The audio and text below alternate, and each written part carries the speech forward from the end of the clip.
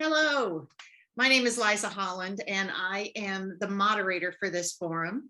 I'm a member of the Nonpartisan League of Women Voters of Lexington, and we're really pleased to have you joining us today. We have 4 candidates for this office, but only 3 were able to join us today. Mr. Wilson was not able to attend. So the League of Women Voters of Lexington is the sponsor for this event, and the forum will be available later by going to the League website, which is lwvlexington.com. We are following the League of Women Voters policies and procedures for this forum. And in order to give candidates a fair chance to be heard, we have randomly drawn via random.org for the order of opening remarks and questions, and a second time for the order of closing remarks. Each candidate will have 60 seconds to introduce themselves, 60 seconds to respond to questions. And these questions have been created by members of the League and have also been taken from the public. Finally, we give each candidate 60 seconds for closing remarks, and we use the second random drawing for those closing comments. So now we will move on to opening comments. And Mr. Rahsaan Berry, you have the first opportunity to introduce yourself. Good morning, and thank you, League of Women Voters, for allowing us to have this today. Thank you, Ms. Holland, and thank you, Ms. Meyer, for having me. First of all, let me say this, that I enjoy being here. My name is Rahsaan Berry, and I'm running to be your first district councilman. I'm from Lexington, born and raised. I obtained 2 degrees, one in criminal justice, the next in public administration, a master's degree in public administration with an emphasis in government policy. For the last 25 years of my life, I've served you as a public servant in our local police department, where I've created relationships and built a network of people working together, not only within the police department, but outside the police department as well, and also in city government. And then on top of that, I've also had a family-owned business for the last 55 years, and my family is owned, that are in the first district, child care centers. And we are very proud of that also as well. And then I'm also a landlord. I own several single house, attached house dwellings and apartment complexes in our neighborhood. So I know the challenges that we face in first district, and I know that I'm the man that can do this job. Thank you so much. Mr. Warren. Good morning. Thank you, Mrs. Holland and Mrs. Myers. Good morning, other candidates. My name is Doyle Warren, Reverend Doyle Warren. I am a native of Nicholasville, Kentucky. Education includes Kentucky State University, University of Kentucky, Asbury College, Simmons Bible College. I am an ordained Baptist minister.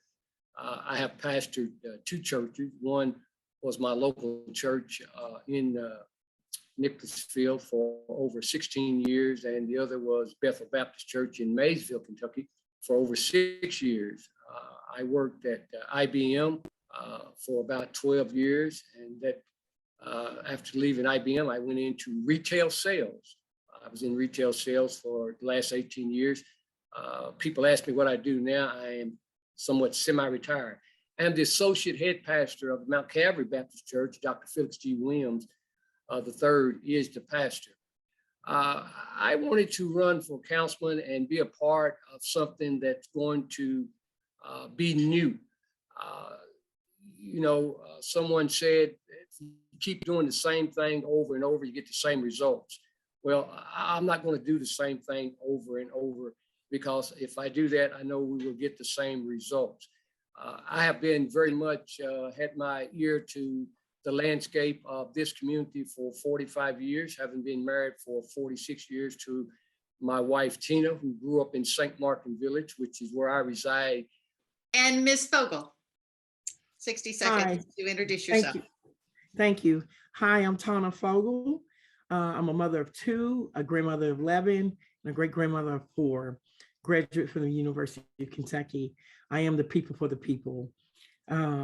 My passion has always been in first district. I've always lived in first district, from Short Street to Wimburn to Castlewood to Maryside, right here on 4th Street. Just grew up in the first district.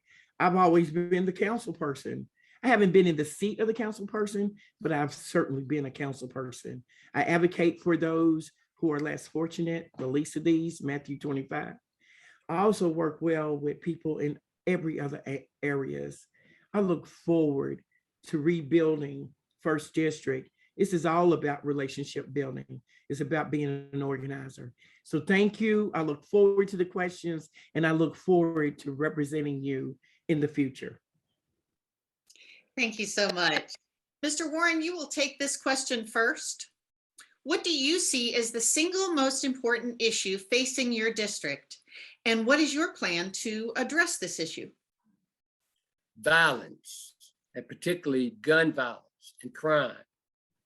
You know, as I forestated, I live on DePores, and, you know, I hear gunshots ringing out every day, every other day.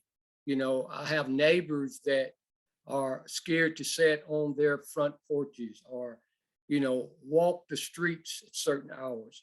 And, you know, we need to do something about all of the crime that we have in the community. I want to go and be the councilman for all the people in the community, not just for a select few, but for all the people. And we need to address the crime issues. I know the mayor has certain things that she has implemented, and, you know, as was attending a meeting not so long ago with the FLOC program, which, you know, in this community, that's, you know, that's not going to get a whole lot done as far as addressing crime. We have to address it, and we need to address it head on. When I go to the First District. Thank you so much. Ms. Fogle, what do you think is the most important issue? So the most important issue to me is rebuilding relationships, making people that live on Dover understand people who live on Ohio, and then everything else will fall in line. Of course, there's crime prevention, homelessness, all of that is important to me. But the most important thing is to make people see each other, to bring love back into the community. That's what's most important to me. And then everything else will work itself out as we build this thing together. So when I look at crime, when I look at youth balance, when I look at all of those issues, it all centers back to love and relationship building. I've got to make the other 11 districts see the First District, not the violence and everything that we know is going on, but I need them to engage so that our thread will come together and they will understand that there's more to First District than just violence and everything else that's going on in the city of Lexington. That's my number one issue. Thank you. Mr. Berry. Yes, my number one is kind of twofold. Yes, public safety, number one, and affordable housing. But when you think about it, when I'm gonna start with public safety, yes, it's about building those relationships like Tanya has talked about and getting people to know and recognize what they need to do. It's not just a police problem, it's a community problem. And if we do things together and learn and embrace each other and work on each other, I think we can make great strides on building this community back so people can feel safe and comfortable in doing it. And then let's talk about affordable housing. Yes, people need to still stay in their homes. Everybody needs to be in their homes. It's important. The displacement, anything like that, we have to build those relationships. That's why the city has got the housing committee now, and they spend about $13 million on trying to get this better. So they need to go and use those resources to make them know that affordable housing is important to them. So those are the two important things that I like to work on in the First District. Thank you so much. Ms. Fogle, you'll take this question first. What should voters know about you that they may not get from your website and social media? And what makes you the best candidate for this position? So one thing that the voters should know about me is I am so dedicated. I'm dedicated to little things. Like this morning, my neighbor on one side, she has Rahsaan Berry's sign in her yard. But guess what we were talking about? We were talking about cleaning the bathroom this morning. What they don't know is that I take the smallest issue and I make people see what is important, like speed bumps. I've been out talking to neighbors and they're talking about speed bumps. You would think they would wanted to talk about stop the shooting, but no, they want the safety of their children in their neighborhoods. So some of the things that they might not know about me is that I am really working hard with Rahsaan at the Y to lose weight, because if my health is not good, then I can't represent First District or anybody else in Lexington or my family. And that I'm very spiritual, just in case they don't know that either. Thank you. Good luck with that. Mr. Berry. Yes, what they don't know about me is that I love this community. And I'm not a politician. I'm gonna tell you that straight up. I'm a community leader. And I think with doing that, lets them know that I love them and what they mean to us and the issues that they face. I just wanna be the right candidate for the right job. And that's why I need to be in the First District. Building those relationships, making people know that we can face our challenges and that we can work together and know they're different. I'm very, very proud of my family. All through the history of my family, the Berries have always been #1 top, trying to make a difference in this community. So now I'm just a new generation trying to foot those footsteps as far as my father. He spent 41 years of his life in our local police department, public servant. I have been so proud of him. He has transitioned now, but that what makes the character of who I am, because he's always about serving the people. And I'm the #1 candidate to know that I will serve them also. Thank you so very much. Yes, sir. Yeah, one of the things is about me, I'm a person that will show empathy. You know, as I've said, one of the #1 things is gun violence. And whenever we have this gun violence, especially when there's homicides committed, there are 2 families that are always going to be broken. You know, the one that committed and the one is no longer here. You know, with my spirituality and my faith, it draws me to show empathy. You know, I don't think that the Urban County government as a whole, you know, whether it happens in the 1st, 2nd, 3rd, or any of the other districts, whether they, you know, kind of reach out and you know, the government let community know that, there's hurting in families, there's hurting in the community. And so, you know, that's one of the things that people find out about me. And I'm a person that's very jovial, and I'm somewhat of a jokester at times. And Tanya had said earlier about the speed bumps. We spent 3 years getting speed bumps over here. So now, Mr. Berry, you will take Yes, ma'am. first. Yes, ma'am. What is your opinion of the recent changes in elections and voting law in Kentucky, such as the no excuse early voting and having voting centers available? What, if anything, would you change to best serve the voters of Kentucky? Well, these changes I think it's been practical. I think the demographics has changed in our community and in our state. And I just trying to think they're just trying to focus on and make it equal and fair and equitable throughout the state and the city. They're just trying to continue to build and get people excited about voting, and their voice matters when they vote. So they want to go across the board and try to get people. I think the most important thing is to get people excited about voting and let them know, like I said, their voice matters, their vote matters. And if we can get the word out and get the information out and educate folks and give them resources to know. So yes, those are important as far as voting rights and getting it done. Thank you. Absolutely. Mr. Warren. Yes, thank you. I think the Secretary of State has failed miserably to get the voters of Kentucky the right to vote. For example, I've held 2 registration voting drive. You know, one of the #1 things that I get from voters, particularly minority voters, is why did I have to have my Social Security number?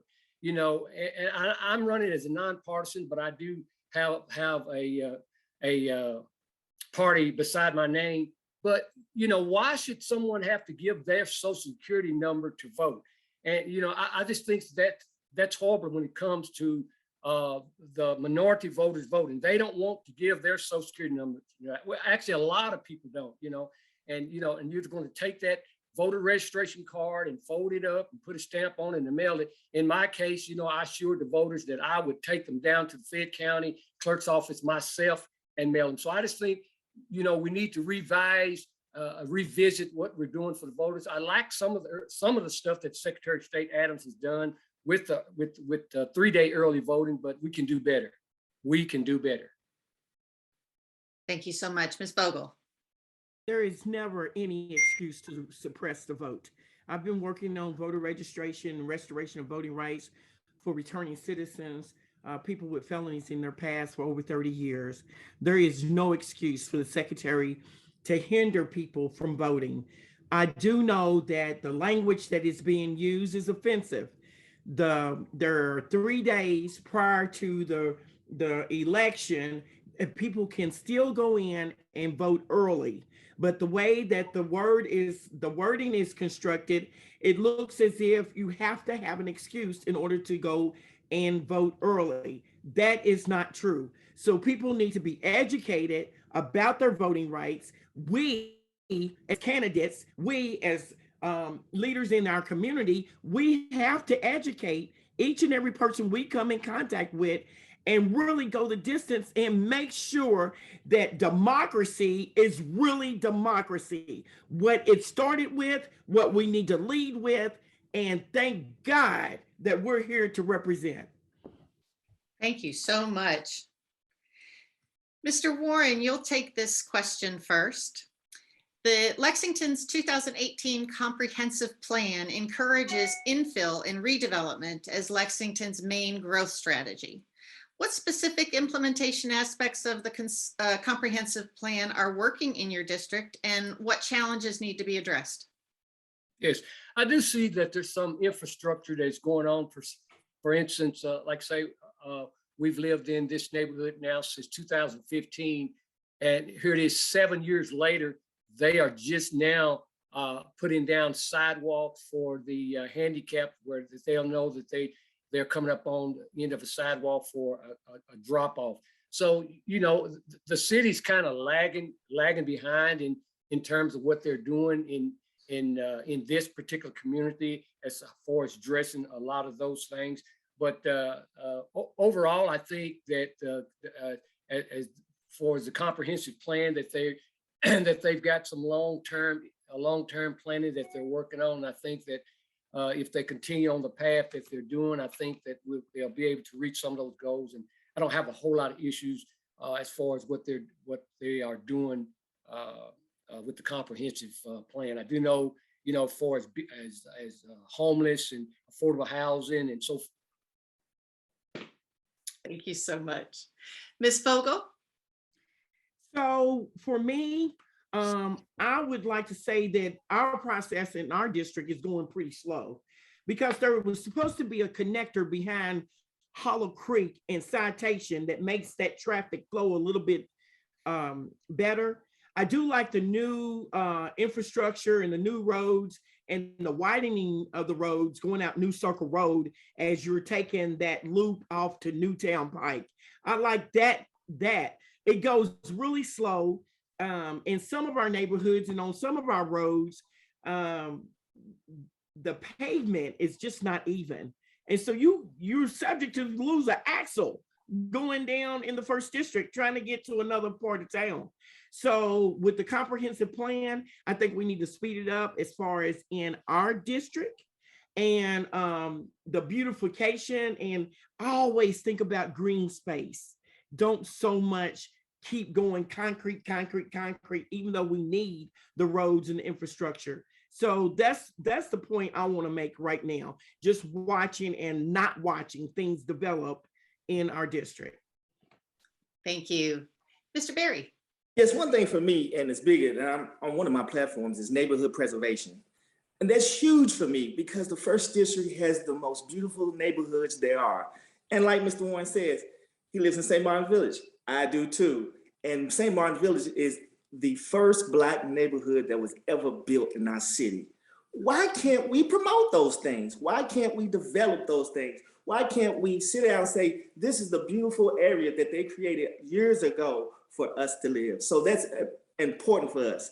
And then I feel like for me to be the best candidate, I know how the development and the refills, and I know how those functions work because I've been in city government. I know who to talk to. I know who to have those conversations with. I know how each thing functions and who to call and who has this and who has that. So that's what makes it important for me, and that I know that how I can make those things happen and maybe find out the answers that people need quicker so they'll know about the development in Enfield as well. Excellent, thank you. Ms. Fogle, you'll take this one first. Lexington faces challenges across districts with regard to housing affordability, diversity, and accessibility. What do you think the city's role in addressing affordable housing is, and how would you recommend prioritizing policy change to address these challenges? First, I'd like for the city to stop using the word affordability in the first district. Well, not affordability, but affordable housing. I do not really comprehend how developers are giving the money to develop inside first district or across Lexington, then be able to double the rent or sell the property for a larger value. I don't understand that. I can't wait to get inside the government and learn how that works. But we have got to change that. We have got to change the definition of affordability, affordable housing. We have got to look more into affordability, keep people in their homes, like Rahsaan said earlier. People, these are our roots here in First District. And so we have been priced out and pushed out of our neighborhoods, and that is unacceptable. So we have got to come together some kind of way. Once I get in office, I will make the other 11 districts see and feel with the new spirit about how to help First District engage in change. Thank you. Mr. Berry. Yes, like I said before earlier, it's like going to the doctor in a way, a general practitioner or a certain doctor. The city has created a affordable housing department. So they knew that there was a problem that was going on. So they want to take the steps to try to make things better. So that's where I come in, because I've worked with these folks during my time with city government. I know how they think. I can build those relationships and find out what they need to make things better. So as we continue on down that road, my office will be always open. So people to call to say, hey, I have a problem. I said, well, let me take the time to find out the right answers that you need so we can make things better for you to stay in your home. Or what can we do as a community, and work with other nonprofits as well to see how that happens. And, we can even take a step further. We can work with social workers. We can work with, why is things going on in your home? What is it that you need? We can work with other people, with banks and financial institutions, to say, hey, we need this over here because we can't afford this, or we need this to help these folks out. These are the right connections that we need to make things better. Thank you. Mr. Warren. Yes, I agree with some of what Mrs. Fogle had said. It has to do with affordable housing. I mean, the American dream, it's out of reach. We use all these acronyms, like she says, affordable housing. We use acronyms that, East End, West End. We need to get away from that stuff. Fayette County East, Fayette County West, Fayette County South, Fayette County. Why can't we use those? And then, you talk about the American dream. A house in Fayette County East in 2018 sold for $55,000. That same house today is selling for $210,000. That's not affordable for nobody, at least I know not for me. And so, it took them it took the government a long time to get away from using the word welfare queen. They finally started using SNAP and benefits. We've got to get out of that. We've got to get out of that. Thank you. Thank you. Mr. Berry, you'll take this question first. It's a little bit of a long one. Okay. It says, at a time of crisis with the COVID-19 pandemic and calls to address racial and social injustice, nonprofits have stepped up in providing crucial services for the Lexington community. At the same time, nonprofit partnerships with the city were cut from the mayor's proposed budget, although some were later restored with the Urban County Council. What is your position on the city's future agreements and partnerships with nonprofits to deliver needed services enrichment opportunities, and more that ensure a safe, thriving community for all Lexington residents. Wow, that's a tongue Yes. twister. It is a long one. Basically, you're Nonprofits. asking about the position on your position on nonprofits. Yes, nonprofits. Yes, like I said before, we work together and a lot of different opportunities, especially doing different programs while I was in the police department. They've gained incredible strides trying to help the community when they're in trouble. So yes, I think we need to find ways that we can still promote these nonprofit organizations because they're a part of our community. You know, one thing that I do also support is small businesses together. Let us come and work together and know what we need in our communities, in our neighborhoods. These nonprofits has been crucial and important, especially in COVID-19, you know, with the mental health issues that we're having because people were closed up and they couldn't talk. Oh my gosh, these nonprofits that went out and gave services to them knowing that they needed the help that they need to get. So yeah, I will continue on trying to work together and find ways so we can promote those and get them back on track as we go forward. Thank you. Mr. Warren. Yeah, that was a long question, if you don't mind. It was. No, I think the essence of it is, what is your position on the city's future agreements and partnerships with nonprofits to deliver needed services? Yeah, I'll reiterate as to what Mr. Berry was saying. Yeah, nonprofits played a great role during the 2-year pandemic, you know, for people that were locked up. Mental issues was a very, very high demand, you know, people sitting inside their houses, you know, all day long and going to work, coming home. But the city has $120 million left over from the American Rescue Plan Act. And, you know, as to some of the things that they want to do with that money, I mean, it's just, you know, they want to build a youth center. I'm all for a youth center. But back when Barack Obama was president in 2008, they didn't even want to finance midnight basketball.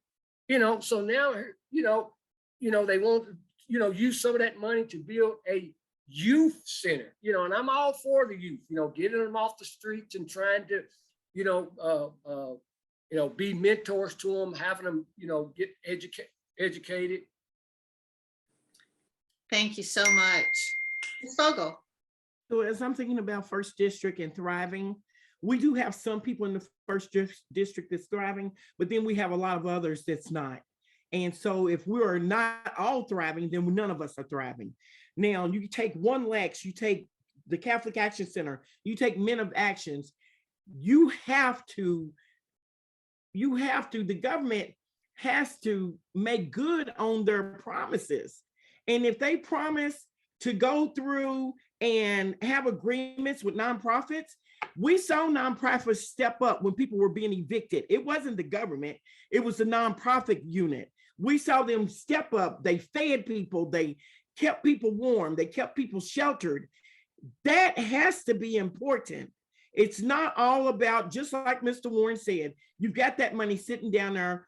What is the focus and what do we as a community, First District, we have got to demand. That's why I can't wait to rebuild First District.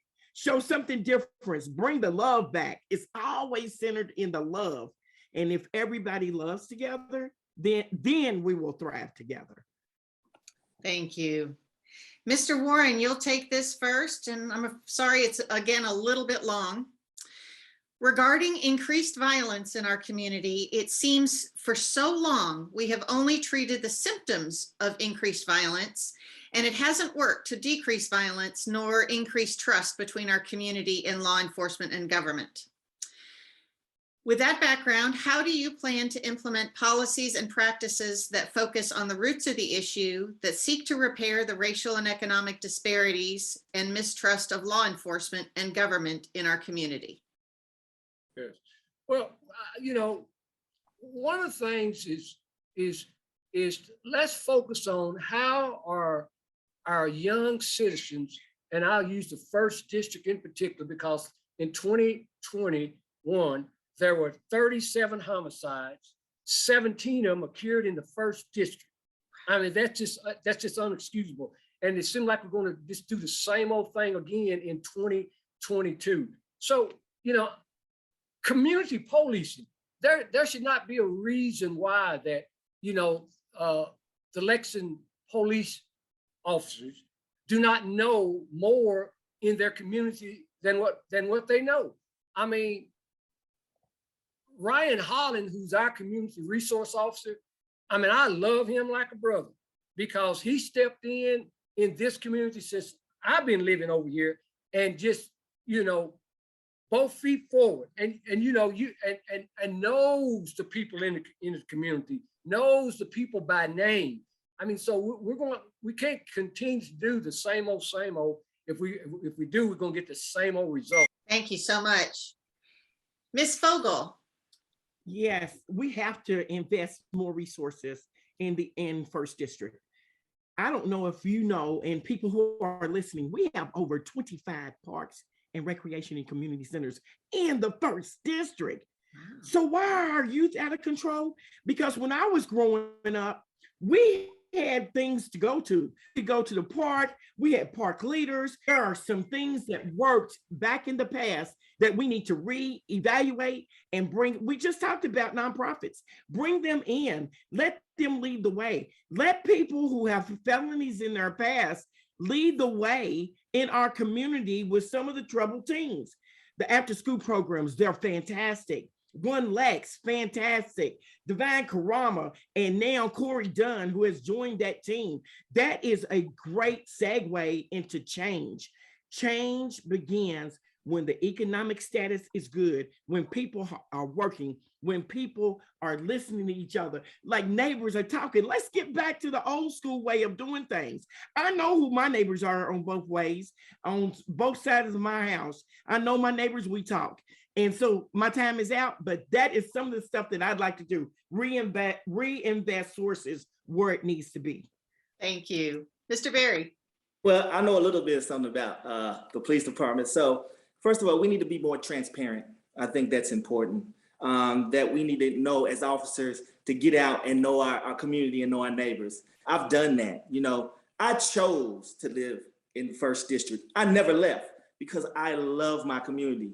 I love being there and I love the challenges that we face. I wanted to get the youth to know, as well as other people, that they can depend on me and trust on me. I have people calling me all the time, asking me questions with law enforcement and other issues because they trust me because I'm their local officer. And of course, the community centers, you're exactly right, Tanya. We need to get back and give those centers up. We need to talk about how we can open them up and cater to our youth and knowing what they do. But this is not just a Black and brown problem. It's a Lexington problem. All teens, all things, they need that love and that concentration. And we need to support our parents. That's number one. I have parents calling all the time about how their child is doing certain things and what can they do. We need to reach out to them and give them those resources and let them know that we're here for them and we can help them as they go along. Because it's not easy raising teenagers and it's not easy raising children, but we need to look back and know that we are there for them and we can keep them together and safe and we can go forward and making our community greater like it needs to be. Thank you. Thank you. Ms. Fogle, this is the last question before the closing remarks, and you'll take it first. Many citizens in the region lack private transportation and must rely on accessible, reliable, safe, and affordable public transportation. What measures do you support to meet the needs of the growing population in Lexington and extending into Fayette County and adjacent counties who require public transportation for their jobs? Well, we always know what we know right now is that it is hard to get people to work. What I do know is that we have to expand the transit center, their routes. We have to have more lighting in the daytime when people are ready to go to work and to get on.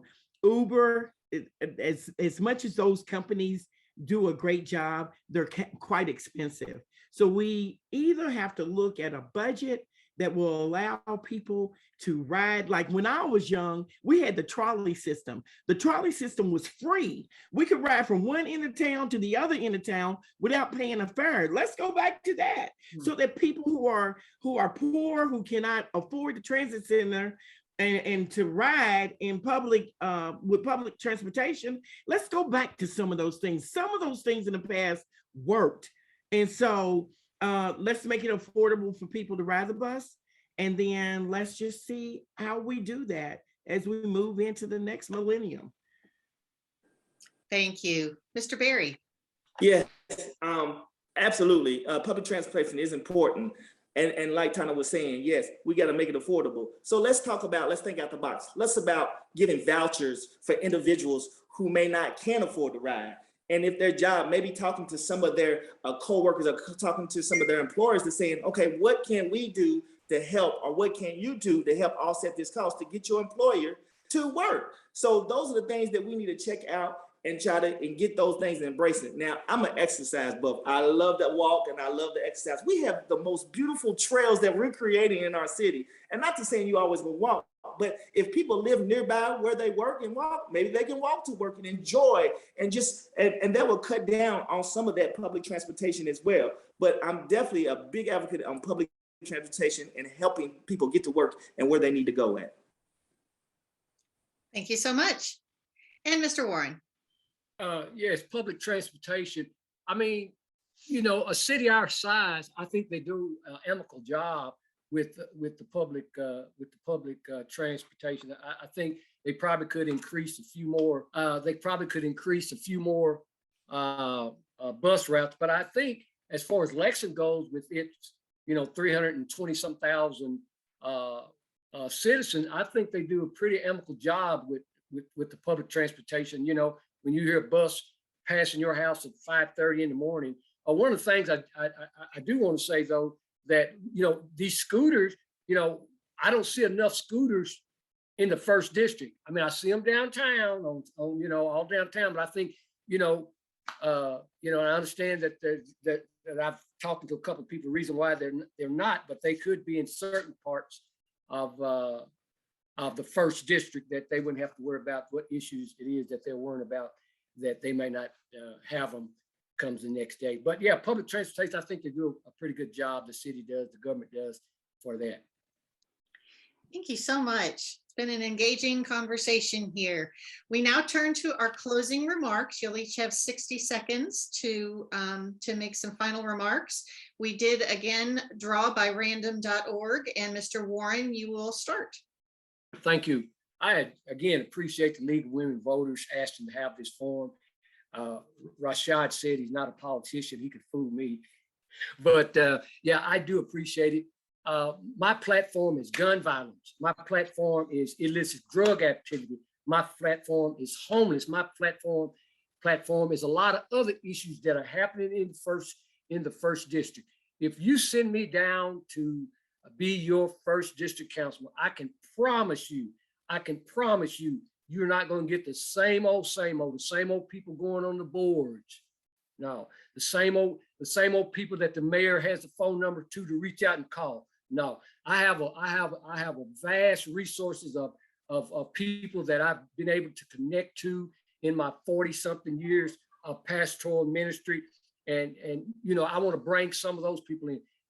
It's not what I can do, but it's what the community could do. I don't have all the answers, but I believe that the people in the community, they have some of the answers that we can take to the first district and help solve some of these problems. Thank you. God bless you.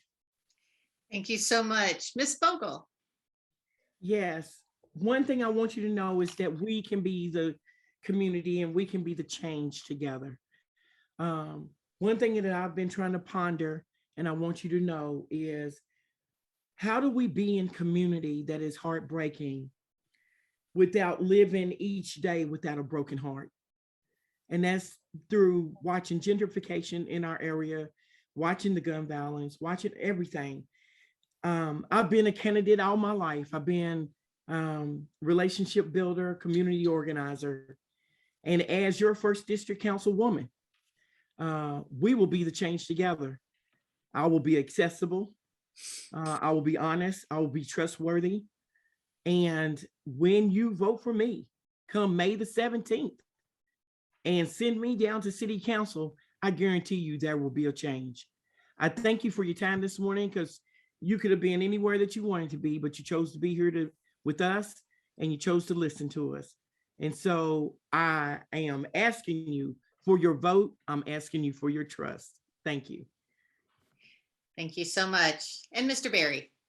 Yes, thank you, League of Voters, for having this today and having me today. Thank you for taking the time. Ms. Holland, you've been wonderful with the questions. I know they've been long, but thank you. Ms. Meyer, also with your timing is right on point. I appreciate that. I just want people to know this is not about me. This is about our community in District 1. I love this community, and I know the challenges that we face.